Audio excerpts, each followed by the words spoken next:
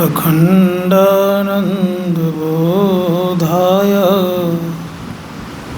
शिष्यसन्तापहारिणे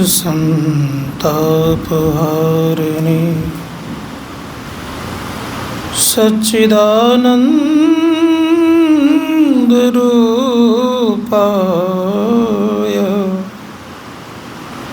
तस्मै श्रीगुरवे नमः। मंगलमूर्ति सतगुरु मिलवै सर्वाधार, मंगलमय मंगल करन बिनवा बारंबार। धन्य धन्य सतगुरु सुखदार, महिमा कहीं न जान, जो कछु कहूँ तुम्हारी कृपा, मोते कछु न वसाय। एक बार प्रेम से बोलिए श्री सद्गुरु।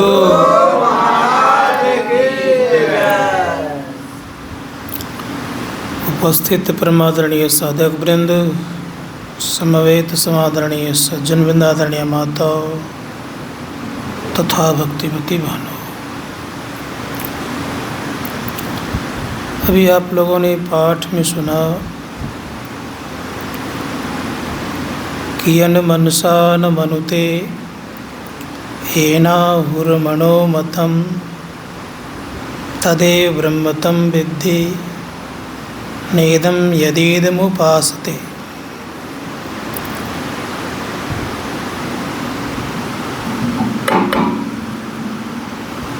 मतलब ये हुआ कि जो इंद्रियों से अर्थात मन से जो मनन करते हैं वो ब्रह्म नहीं है। जिसके द्वारा मन संचालित होता है उसे हम ब्रह्म कहते हैं। अर्थात यह समझिए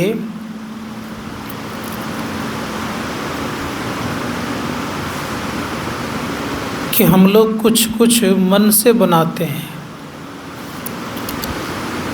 जितने भी कलाकार हैं, मूर्ति कलाकार जितने भी हैं, भगवान का जो मूर्ति बनाते हैं तो भगवान को उन्होंने देखा है? नहीं देखा है। बनाता कैसे हो? मन से।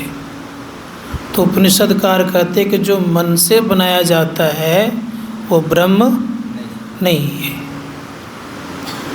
अब प्रश्न है कि तब ब्रह्म क्या है? कि जिसके द्वारा मन संचालित होता है। जैसे हमारा शरीर किसके द्वारा संचालित है? हाँ, हमारा शरीर चेतन आत्मा के द्वारा संचालित है, ब्रह्म के द्वारा संचालित है।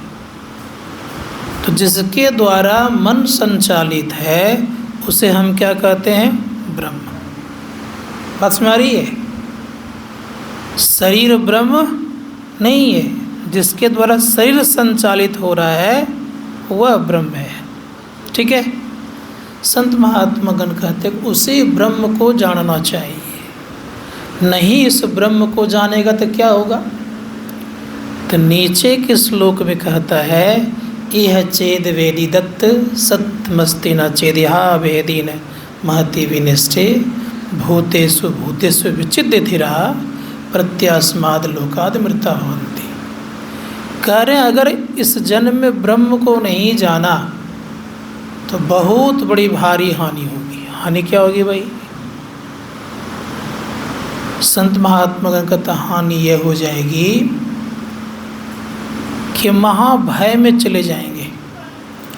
महाभय कहते हैं अन्य जोनियों में चले जाएंगे, दूसरे जोनी में चले जाएंगे। तो ये हानि होगी नहीं होगी? ये हानि है कि नहीं है? इसी का तो बहुत बड़ी भारी हानि होगी। संत महात्मागण कहते हैं कि इस हानि से बचने के लिए क्या करना पड़ेगा? ब्रह्म को जानना पड़ेगा। अब जितने यहाँ पर हम लोग हैं, अगर ब्रह्म को नहीं जानेंगे तो हानि तो होगी।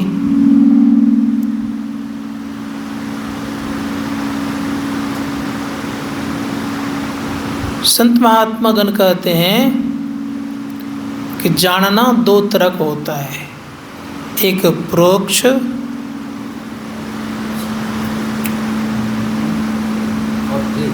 कम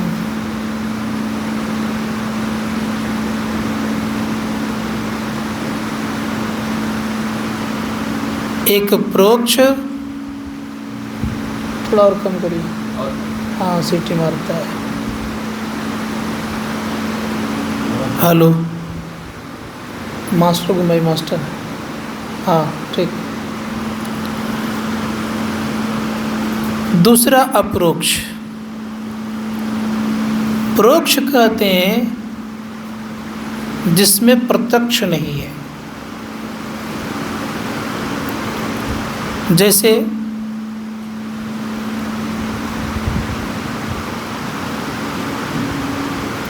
यहाँ से कुछ दिख रहा है आपको धुआं टाइप का, तो आप अनुमान लगाते हैं कि वहाँ आग होगी। क्या किया आपने? अनुमान लगाया कि आग होगी, लेकिन प्रत्यक्ष नहीं है वो। वहाँ जाएंगे, हो सकता है गैस का भी धुआं हो, ये भी हो सकता है कि नहीं, नाइट्रोजन का भी धुआं होता है उसी तरह का, धूल भी हो सकता है, कुछ भी हो सकता है। लेकिन हकीकत में जान क्या रहे हैं हम अभी कि आग लगता वहाँ होगी। संत महात्मा गण का तो उसी प्रकार से ईश्वर ऐसे होंगे जैसे सभी महापुरुषों ने कहा। वो कहने में नहीं आता और सुनने में नहीं आता, कहन सुनन से परे है, फिर भी लोग कहते हैं। संत कबीर साहब ने कहा, जस कथिए तस होत नहीं, जस है तैसा सोए, कहत सुनत सुख उपजर परमारथ हुए। जैसा कर वैसा है, नहीं तो काहे के लिए कहते हैं भाई। तो मतलब ये हो गया कि जैसा है वैसा तो कहा कोई नहीं सकता, क्योंकि वाणी के विषय है नहीं। सूरदास जी महाराज कहता, अविगत गति कछु कहत ना आवे। कहने में आता नहीं है, लेकिन फिर भी लोग कुछ न कुछ कहते हैं। तो इससे बनता क्या है? का परमार्थ बनता है, सुनने में मन लगता है, ठीक है, आनंद आता है। इसलिए कहा, कहत सुनत सुख उपजे और परमार्थ होए। कहने और सुनने में सुख लगता है और परमार्थ बनता है। कौन सा ज्ञान कहने सुनने पर आनंद लगता है? अप्रोक्ष ज्ञान नहीं है, ये प्रोक्ष ज्ञान है। प्रोक्ष ज्ञान को ही लोग कहते हैं, अप्रोक्ष ज्ञान को कोई नहीं कह पाएंगे। कारण है कि परमात्मा जैसा वैसा कोई नहीं कह सकता है। उसी परमात्मा को जब जान जाएंगे, ब्रह्म को जान जाएंगे, तब वास्तव में अप्रोक्ष ज्ञान हो जाएगा। प्रत्यक्ष जान जाएंगे तब अप्रोक्ष ज्ञान हो जाएगा। प्रत्यक्ष कैसे जानेंगे? ऋषि मुनिगण कहते 3 प्रकार के ज्ञान जो है ये प्रोक्ष के अंतर्गत आता है। कौन कौन? श्रवण, मनन, निध्यासन। चौथा है अनुभव। संतों ने कहा अनुभव ज्ञान प्रत्यक्ष ज्ञान कहते हैं। और ये 3 प्रकार ज्ञान जो है ये प्रत्यक्ष ज्ञान नहीं है। इसीलिए धर्मशास्त्रकार कहते हैं कि विचारना होगा हम लोगों को कि अनुभव ज्ञान को प्राप्त करने के लिए हम लोगों को क्या करना पड़ेगा? का ब्रह्म को जानना पड़ेगा। ब्रह्म को जानने के लिए क्या उपाय है? संत महात्मा गण कहते ब्रह्म को जानने के लिए उपाय यही अष्टावक्र प्रश्न किए हैं। किन से? आचार्य बंदी से। थोड़ा भिन्न भिन्न प्रकार के बातें कही है, मैं उधर जाना नहीं चाहता हूँ। तब कहते ब्रह्म को कैसे जाना जाता है, तो फिर इसका भी उत्तर देते हैं वो। कहा ब्रह्म को जानने वाला कैसा होता है, तो अष्टावक्र मुनि कहते हैं कि ब्रह्म को जानने वाला अगर कहता है कि मैं ब्रह्म को जानता हूँ, तो ब्रह्म को नहीं जानता है।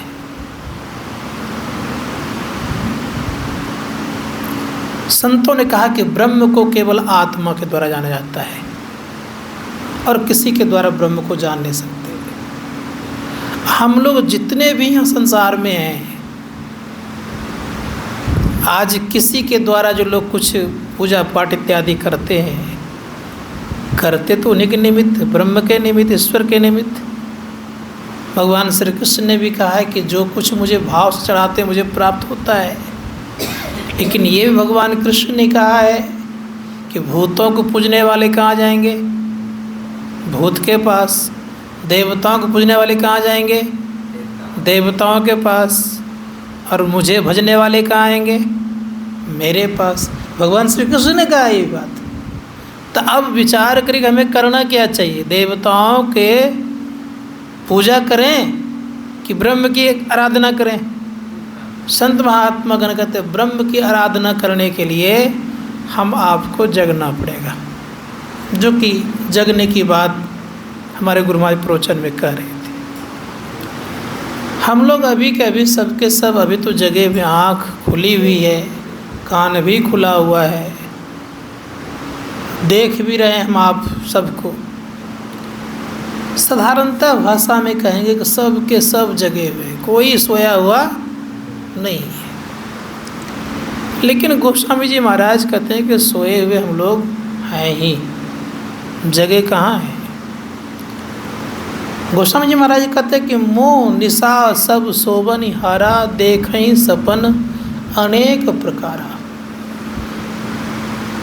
दो तरह का स्वप्न होता है, एक होता है सो करके स्वप्न देखना, एक जागृत अवस्था में स्वप्न देखना। हम लोगों ने जागृत अवस्था में स्वप्न क्या क्या देख रहे हैं पता है? कि मैं अपने को ऐसा बनाऊंगा, वैसा बनाऊंगा, ऐसा कर दूंगा, ये कर दूंगा। मन में होता है कि नहीं होता है? मैं अपने बच्चे को इंजीनियर बना दूंगा, डॉक्टर बना दूंगा, IAS बना दूंगा। ये कैसा स्वप्न है? ये जागृत अवस्था का स्वप्न है। इसलिए कहा कि दो तरह के स्वप्न। एक स्वप्न होता है जब सो जाते हैं, नीचे उतरते हैं, कंठ में आते हैं तो स्वप्न देखते हैं। तो गोस्वामी जी महाराज कहते हैं ये सब भी सोना ही है, जो आप नाना प्रकार के जो ख्वाहिश पाल के रखे हुए हैं, इसको भी सोना ही कहता है। ये भी सोने के अंतर्गत में आता है। तब जगना कब होगा? तो गोस्वामी जी महाराज ने कहा जगना तब होता है जब हम माया से ऊपर उठते हैं। माया कहाँ तक है ये जानना होगा। संत कबीर साहब भी एक जगह जगने की बात करते हैं। गोस्वामी जी महाराज कहते जागो जागो जीव जागना, ए जीव जगो। कबीर साहब कहते हैं कि मेरी सूरत सुहागिनी जागरी, क्यों तू सोबत मोह नींद में उठ के भजनिया में लागरी। जगने के लिए कह रहे हैं, और करें उठ करके भजन करो। भजन करने के नाम पर हम लोग भागते हैं, क्योंकि कभी कभी भाग ही जाते हैं।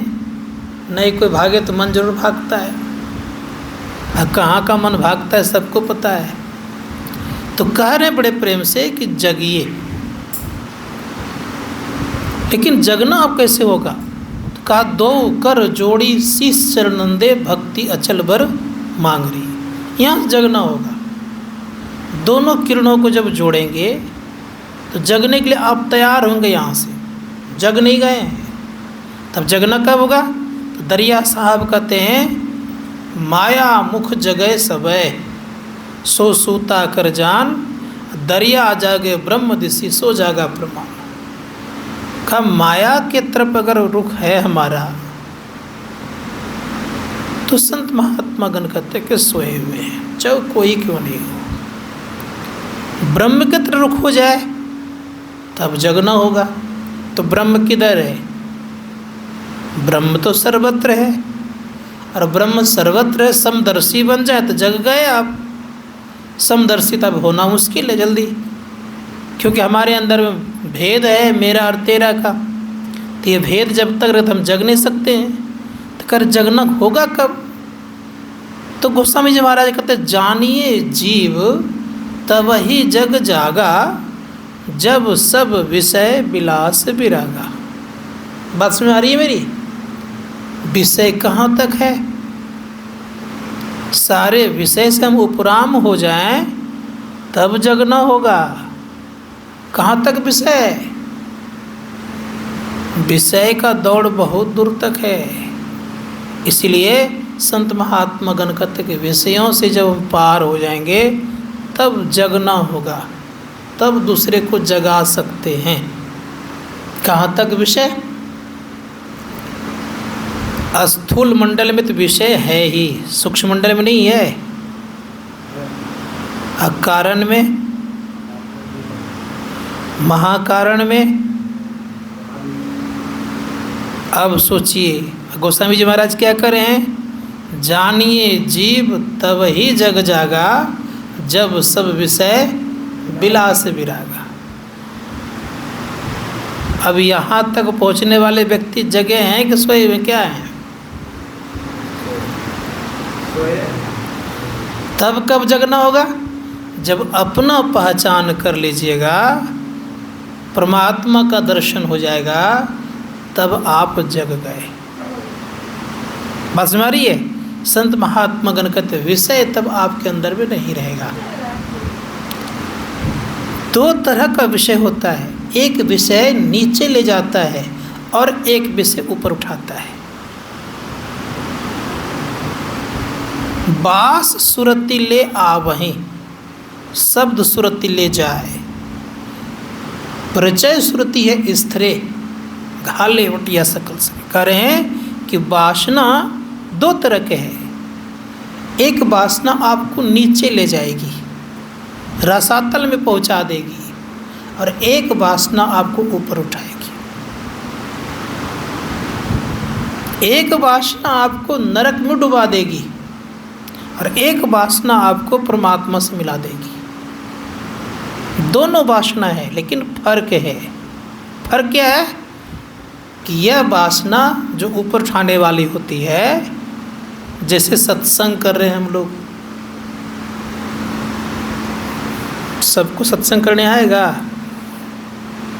आपको इसका लसंग लग गया है, किसको? सत्संग करने का। तो भागे भागे आ जाते सत्संग करने, सबको तो नहीं आएगा ना। तो ये आपको ऊपर उठाएगा। यही वासना अगर गंदे चीज़ की लग जाए तो नीचे गिरा देगा आपको। सत्संग का वासना, ध्यान का वासना अगर लग जाता है तो ऊपर उठाता है। जैसे गोपियाँ सबको कृष्ण का दर्शन की अभिलाषा सदैव बनी रहती थी। कृष्ण के प्रति कुछ सुनना नहीं चाहती थी। कृष्ण ब्रह्म है, कृष्ण के प्रति सब कुछ समर्पित करने को तैयार थी। परिणाम क्या हुआ देखिए, परीक्षा भी ली गई। परीक्षा ये ली गई कि भगवान श्री कृष्ण को पेट में दर्द था, का प्रभु छूटने कोई तो उपाय होगा। तो नारद जी ने कहा कोई तो उपाय बता दीजिए। कहा अगर कोई भक्त चरणामृत दे दे, वो पी ले तो छूट जाए। नारद जी भी तो भक्त था भाई। अब वो भक्त को ढूंढने लग गए। ढूंढते ढूंढते कोई नहीं मिले, गए वहाँ जहाँ गोपियाँ सब रहती थी। तो गोपियाँ को जा कहते कि भगवान श्री कृष्ण का हाल जब पूछती गोपियाँ, कहा क्या बताऊं, बहुत पेट में दर्द है। का कोई उपाय? का उन्होंने कहा अगर कोई चरणामृत दे दे तो पेट दर्द ठीक हो जाए। तो सारी गोपियाँ कहते जितना लेना है ले लीजिए। नारद जी कहते नरक चली जाओगी, ब्रह्म है वो, परमात्मा है। का उनके लिए मुझे नरक जाना भी मंजूर है, लेकिन उनको दुख देखना मुझे पसंद नहीं है। सबने दे दिया। जैसे वहाँ चरणामृत ले गए तो पहले से पेट ठीक था। कहा प्रभु ये क्या लीला आपकी हो गई? कल के नारद आपके मन में होता होगा कि मैं सबसे बड़ा भक्त हूँ, ये भावना थी उनके अंदर में। लेकिन अब पता चल गया कौन मुझसे सबसे बड़ा भक्त है, आपसे ज़्यादा बड़ा कौन भक्त है। तो बात ये है कि प्रभु के लिए अगर मुझे नरक भी जाना पड़े, ये अगर मंजूर हो जाए तो प्रभु नरक जाने देंगे? नहीं ना। संत महात्मा गण कहते हैं इसलिए ये अंदर में ये जो स्थिति बनती है ये ऊपर ले जाता है। इसलिए सदैव ख्याल करना चाहिए हम लोगों को कि ऊपर जाने वाली स्थिति बना के रखनी चाहिए। ये लसंग लगा के रखना चाहिए ध्यान का, सत्संग का। इतना दृढ़ विश्वास होना चाहिए कि ध्यान सत्संग के अलावा और कुछ नहीं हम करेंगे तो हम नरक नहीं जाएंगे। लेकिन लोगों के मन में होता है ध्यान सत्संग करते हैं और पूजा पाठ नहीं करेंगे तो हो सकता नरक चले जाएं। तो लोग और पूजा पाठ भी कर लेते हैं। कितने लोग क्या करते हैं, चलो गुरु महाराज को तो मानते हैं और लोगों को मान लें। इससे काम चलने वाला नहीं है। इसीलिए एक पर आधारित, जिस तरह से गोपियाँ एक पर आधारित रही, किसी औरों के तरफ उनका ख्याल नहीं गया, परिणाम ये हुआ कि उनका उद्धार भी हुआ। संत महात्मा गण कहते हैं इसीलिए आधारित रहिए, एक पर अपने को बना के रखिए और मन लगा करके ध्यान सत्संग करते रहिए। अब रह गई बात यह कि जागना होगा कब? जब हम आप ध्यान करना प्रारंभ करेंगे, तुरीय में प्रवेश जब करेंगे। तुरिया कहाँ पर है?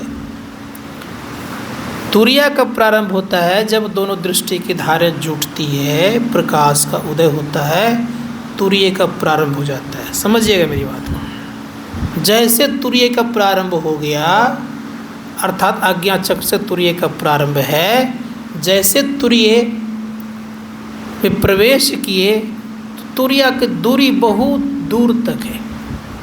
कितनी दूरी है तुरीय की? ऋषि मुनिगण कहते हैं कि तुरीय की दूरी है कैवल्य मंडल तक। कैवल्य मंडल भी तुरीय ही है, उसके पार में तुरीयातीत है। संत कहते हैं कि जब तुरीयातीत में चले जाओगे तब वहाँ कोई शब्द नहीं, याद रखिएगा। यद्यपि उत्पत्ति तुरीयातीत से शब्द की हुई है, लेकिन वहाँ शब्द नहीं है। संतों ने कहा कि वहाँ जब चले जाएंगे तो आवागमन मिट जाएगा। लेकिन प्रारंभ कहाँ से हुआ? आज्ञा चक्र से। आज्ञा चक्र में भी तुरीया है, आज्ञा चक्र के भीतर में सूक्ष्म मंडल है, उसमें भी तुरीय है, कारण मंडल है, उसमें भी तुरीय है, महाकारण में भी तुरीय है और कैवल्य में भी तुरीय है। उसके पार में तुरीयातीत है। इसीलिए संत महात्मा गण कहते हैं कि चंचल चित्त को स्थिर करना चाहिए। हमारा चित्त कैसा है? चंचल है और चलायमान है। चंचल चित्त को स्थिर कर चौथे में चित्त लाओ। चौथा कहाँ पर है? चौथी अवस्था किसको कहते हैं? तुरीय को। चौथे अवस्था किसको कहते हैं? तुरीय को। चंचल चित्त को स्थिर कर चौथे में चित्त लाओ और चंद्र सुधारस चाखी के चिंतामणि पद पाओ। सुधा कहाँ मिलेगा? अमृत कहाँ मिलेगा? चौथे में प्रवेश करेंगे तब। चंद्रमा का दर्शन कहाँ होगा? चौथे में प्रवेश करेंगे तब। सूर्य का दर्शन कहाँ होगा? चौथे में प्रवेश करेंगे तब। ये सब जितने भी दर्शन हैं कहाँ हैं? तुरीय अवस्था में, संत महात्मा का तुरीय अवस्था कैसे हो गए? चौथा भाई, तो एक हो गया आपका सुषुप्ति अवस्था, दूसरा हो गया कंठ, और तीसरा हो गया, और उसके भीतर में चौथा। समझ गए मेरी बात को? संत महात्मा गण कहते हैं अज्ञा चक्र के बाद क्या है? तुरीय, अर्थात यह कली जागृता अवस्था के बाद तुरीय है। सुषुप्ति, स्वप्न, जागृत, उसके पार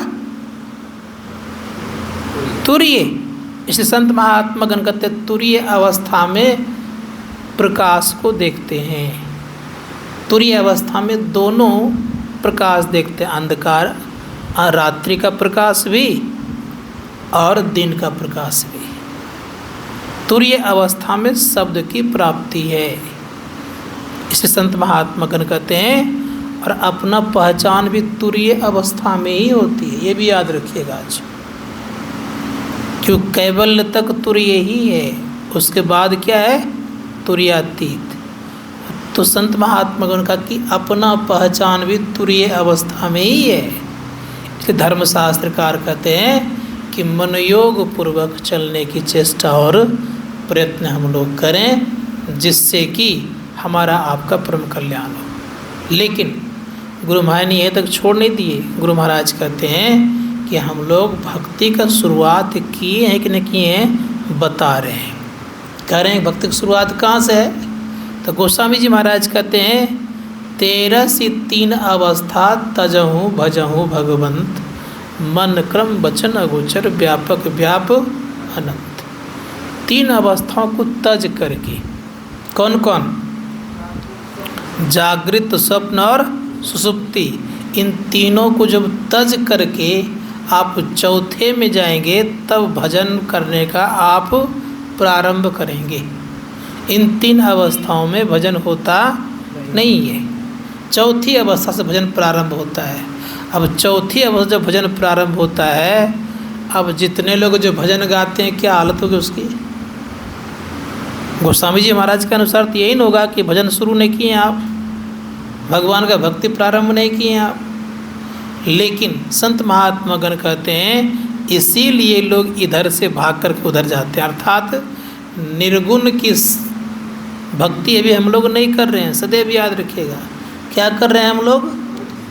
सगुण की भक्ति कर रहे हैं। सगुण में भी कई दर्जे हैं। सगुण में है जैसे गुरु मूर्ति का ध्यान करते हैं, ये सगुण पूजा है। गुरु रूप का ध्यान करते हैं, सगुण पूजा है। लेकिन सगुण के बाद में और कुछ है, क्या है? का सूक्ष्म सगुण साकार है। ध्यान दीजिएगा, सूक्ष्म सगुण साकार से तात्पर्य जब हम बिंदु का ध्यान करते हैं तो ये सूक्ष्म सगुण साकार कहलाता है। ठीक है? अब सगुण है यद्यपि, लेकिन नाम क्या लग गया उसके आगे? सूक्ष्म सगुण साकार। फिर नाद ध्यान करते हैं तो सूक्ष्म अरूप साकार है। वो सूक्ष्म है, रूप नहीं। वहाँ क्या है? अरूप है। सगुण लगाना भी पड़ेगा, वो सगुण तो है ही, सगुण भक्ति है। और जब उसको पार करते हैं हम, तब जब सार शब्द मिलता है तब कहता निर्गुण निराकार की उपासना। निर्गुण निराकार की उपासना करने में स्वतंत्र होता है, याद रखिएगा। वही भक्ति को स्वतंत्र भक्ति कही जाती है। अभी जो हम लोग कर रहे हैं भक्ति, ये प्रतंत्र है। अब प्रतंत्र भक्ति में कोई जगता नहीं है, याद रखिएगा। निर्गुण निराकार की भक्ति करेंगे तब जग जाएंगे, तब माया को भी पहचान लेंगे और माया से परे भी हो जाएंगे। संत महात्मा को ने कहा कि स्वतंत्र भक्ति में सारे सुखों का खान है। गोस्वामी जी महाराज कहते हैं भक्ति स्वतंत्र सकल सुख खानी, अब बिनु सत्संग न पावहि प्राणी। बात समझ आ गई?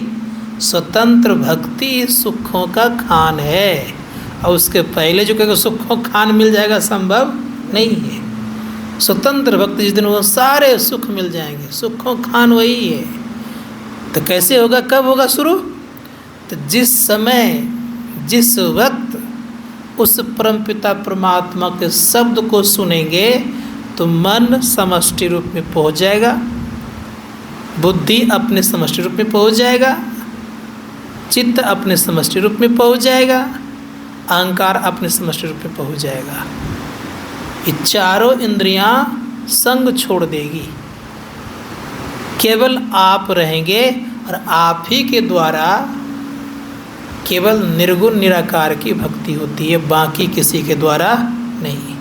वहाँ संग नहीं चलता है, इधर तो संग चलता है। इधर जितने भी मंडल है सब में संग रहता है। कौन? मन रहता है, बुद्धि रहती है, चित्त रहता है, अहंकार रहता है, रहता है। लेकिन जब असली भक्ति करने लग जाएंगे निर्गुण निराकार की, वहाँ कोई नहीं रहेगा, केवल आप रहेंगे। ठीक है? संत महात्मा गण कहते हैं उस अवस्था में कोई संग न साथी रहने वाला है, न मन साथी रहेगा, न बुद्धि आपके साथ है, न चित्त है, न अहंकार है।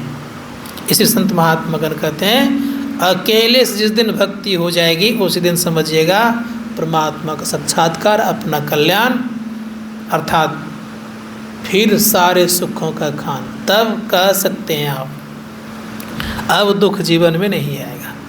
क्यों नहीं आएगा? संत महात्मा इसलिए दुख नहीं आएगा कि पहचान कर लिए, मिल गए। कहाँ? परमात्मा मिल गए, परमात्मा को देख लिए, जब चाहे तब चले। एक बार देखने की जरूरत, कितना? एक बार देखने की जरूरत है, फिर दोबारा देखने की जरूरत नहीं है, बराबर अपने जाना आना हो जाएगा। इसी संत महात्मा ने कहा कि एक ही बार जितना मेहनत करना हो कर लीजिए, चाहे एक दिन में हो जाए, या एक महीना में हो जाए, या 1 साल में हो जाए, या 50 साल में हो जाए, या कई जन्मों में हो जाए, लेकिन एक ही बार देखना है। अब देखने का फ़ायदा क्या है? गोस्वामी जी महाराज कहते हैं कि जब एक बार देखता है तो वही बन जाता है। वो विशेषता की क्या है ये? जैसे एक बार देख लिए तो आप वही बन गए, जानत तुम ही हो जाएगी। जैसे एक बार परमात्मा तो परमात्मा ही बन गए आप। ये है देखने का फायदा। और किसी को देखेंगे तो वैसा बनेंगे आप? नहीं ना। लेकिन परमात्मा को देखने पर परमात्मा ही बन जाता है। ये विशेषता है। जितनी शक्ति परमात्मा उतनी शक्ति आप में भी आ जाएगी, क्योंकि एक बार देखने के मात्र से वो स्थिति आ जाती है। इसे संत महात्मा गण कहते विचार करके देखिए कि एक बार देखने में कितना फायदा है। एक बार जहाँ देखा किसी ने, कोई व्यक्ति, वो वही हो जाएगा, जानत तुम ही हो जाएगी। एक बार कोई समुद्र में जाकर के मिल जाए, एक बूंद पानी, एक ही बूंद पानी एक बार मिल जाए, क्या दोबारा अलग कर पाइएगा? नहीं ना। उसी प्रकार से याद रखिएगा, एक ही बार मिलने की दरकार है, फिर आप वही हो जाएंगे। इसीलिए विशेषता यही है कि संसार के संपूर्ण चीज़ों का दर्शन करते हैं आप, वो नहीं बन जाते हैं, लेकिन परमात्मा एक बार दर्शन करें तो परमात्मा ही बन जाते हैं। फिर ऋषियों ने कहा कि मनोयोग पूर्वक उसका दर्शन करने के लिए हम लोगों को चलना चाहिए, और चलने का रास्ता परमात्मा ने अपने से बनाया है, किसी के द्वारा नहीं बनाया गया है। प्रकाश और शब्द परमात्मा का बनाया हुआ मार्ग है। इस मार्ग पर जो चलेगा वो एक न एक दिन उस परमपिता परमात्मा तक पहुँच करके सारे दुखों का अंत करेगा। बोलिए प्रेम से